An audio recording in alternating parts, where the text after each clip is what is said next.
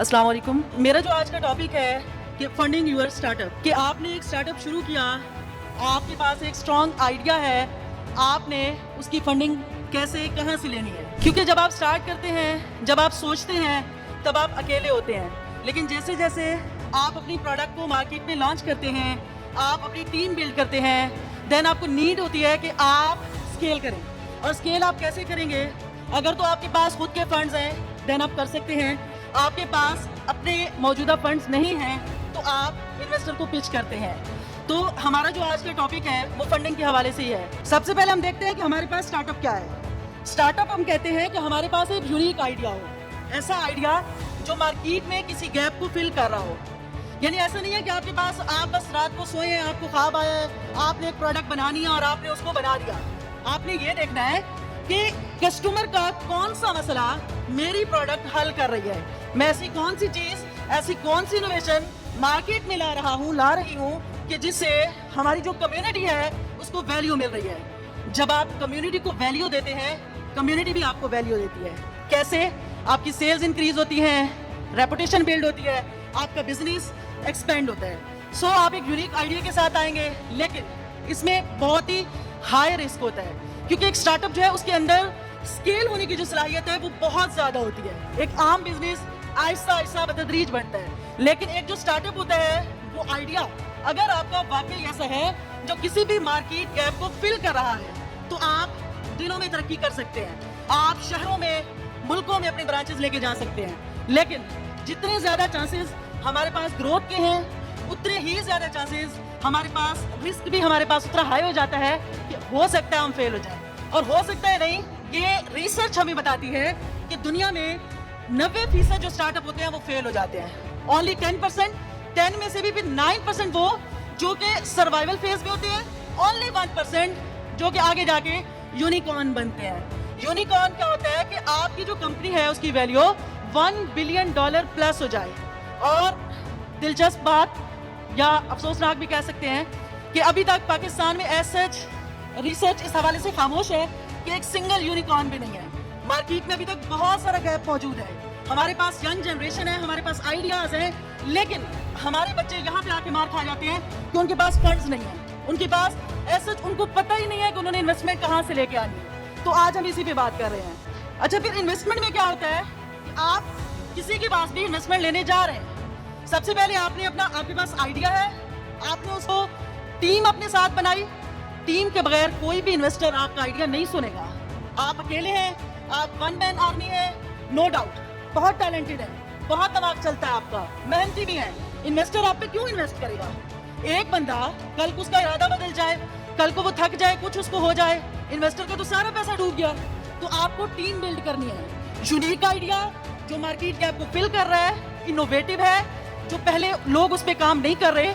मैं इसकी मिसाल दूंगी, जैसे कि पाकिस्तान में उबर आया, इससे पहले लोग सवारी करते थे, लोग टैक्सीज बुक करवाते थे, लेकिन उबर ने एक मसला हल किया कि आप अपने घर पे बैठे एक ऐप के थ्रू आप अपनी बुक करवा सकते हैं सवारी, और आपको लोकेशन सब कुछ वहां पे साथ साथ चल रहा है। ये एक यूनिक आइडिया था। इस तरीके से बहुत सारे अभी मार्केट में गैप्स मौजूद हैं। आपने टीम बनाई, आपने अपनी MVP प्रोडक्ट बनाई, उस प्रोडक्ट को आपने मार्केट में लॉन्च किया, कस्टमर ने उसको वैलिडेट किया, उसको बाय किया, आपके पास सोशल प्रूफ्स आए, आपके पास रिव्यूज आए, और देन आपने एक स्ट्रॉन्ग पिच रेडी करनी है।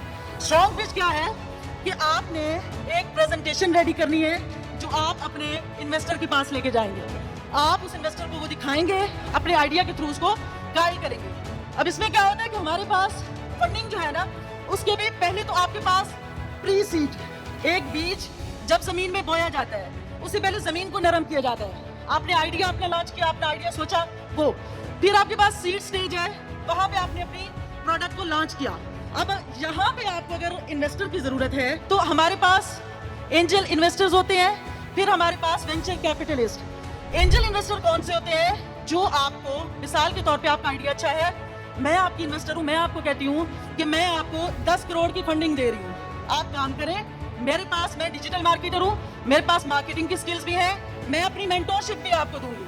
अमूमन ये सीड स्टेज पे ही हमें मिलते हैं, तो ये काफी अच्छे इन्वेस्टर्स होते हैं प्राइवेट पे, तो हम लोग इनको अवेल कर सकते हैं। अगर किसी को भी अपने स्टार्टअप के आगाज में कोई एंजल इन्वेस्टर मिल जाता है तो उसके जो ऊपर जाने के चांसेस हैं, जो कि हाई जाने के चांसेस है, वो बढ़ जाते हैं। इसी तरीके से फिर हमारे पास आ जाते हैं वेंचर कैपिटलिस्ट, ये वीसीज कौन होते हैं?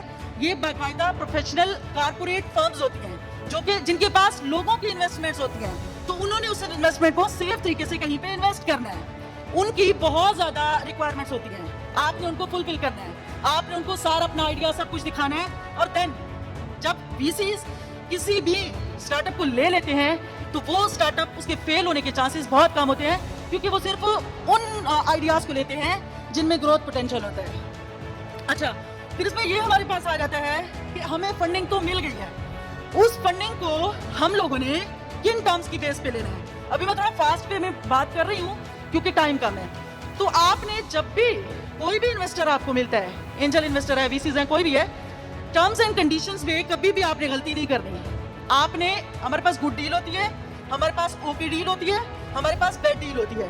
गुड डील, आप 10 to 15% उनको इक्विटी दे रहे हैं, शेयर्स दे रहे हैं, पार्टनर बना रहे हैं, और साथ में आपको मेंटोरशिप भी मिल रही है। ऐसा इन्वेस्टर आपके लिए गुड डील है, आप उसको जरूर ओके करें। इसके बाद हमारे पास ओके डील है, आप 15 to 20% उनको शेयर्स दे रहे हैं, और साथ में उनको डिसीजन पावर आपने नहीं दे दी।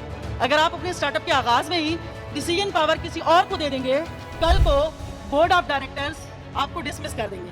और ऐसी बहुत सारी मिसालें मौजूद हैं। फाउंडर ने दिन रात एक किया और at the end of the day उनको वहां से रिमूव कर दिया गया।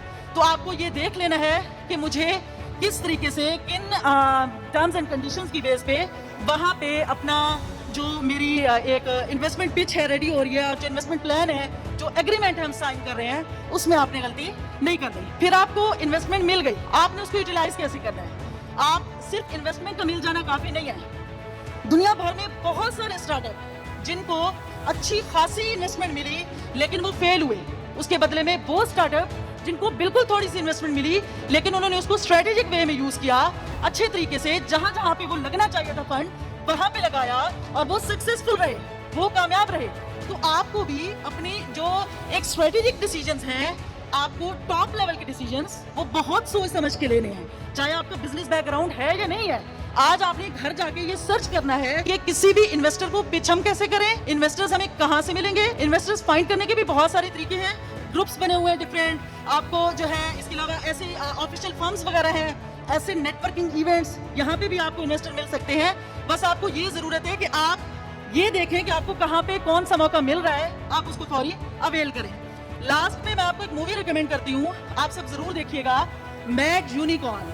अगर यहाँ पे स्क्रीन होती, मैंने स्क्रीनशॉट उसका लिया हुआ था, मैं आपको दिखा देती। थाईलैंड की मूवी है मैड यूनिकॉर्न फ्लैश एक्सप्रेस, और ये वहाँ के रियल जो फ्लैश एक्सप्रेस उनका एक बिजनेस है, एक स्टार्टअप है, थाईलैंड का फर्स्ट यूनिकॉर्न, उसके जो बानी है, जो उसके फाउंडर है, उसकी कहानी है। आप सब आज लाजमी जाके ये देखिएगा, नेटफ्लिक्स पे अवेलेबल है इंग्लिश पे। आपको पता चलेगा एक स्टार्टअप का आइडिया कहाँ से आता है, एक स्टार्टअप को कैसे, किस तरीके से आगे बढ़ाया जाता है, स्ट्रगल आप कितनी करते हैं, कंपटीशन कितना होता है, कंपटीशन में आपको मुस्तकिल मिजाजी से कैसे काम करना है, और एट द एंड आपको विन कैसे करना है। मेरी बहुत सारी दुआएं आप सबके साथ हैं। मैंने बहुत मुश्किल टॉपिक बहुत ही थोड़े टाइम में क्लोज करने की कोशिश की है। अगर आपको कुछ ना समझ आया हो तो आप सिद्रा नसीम सर्च कर सकते हैं किसी भी सोशल मीडिया चैनल पे, और आप मुझसे गाइडेंस ले सकते हैं। मैं इंशाल्लाह आपको गाइड कर दूंगी। इस दुआ के साथ इजाज़त चाहूँगी कि खुदा करे मेरी अर्ज़ पाक पे उतरे वो फसले गुल जिसे अंदेशा ज़वाल ना हो, और यहाँ जो फूल खिले वो खिला रहे सदियों, यहाँ से खिजा को भी गुजरने की मजाल ना हो, और खुदा करे मेरे किसी भी हमवतन के लिए हयात जुर्म ना हो, जिंदगी बवाल ना हो। अस्सलाम।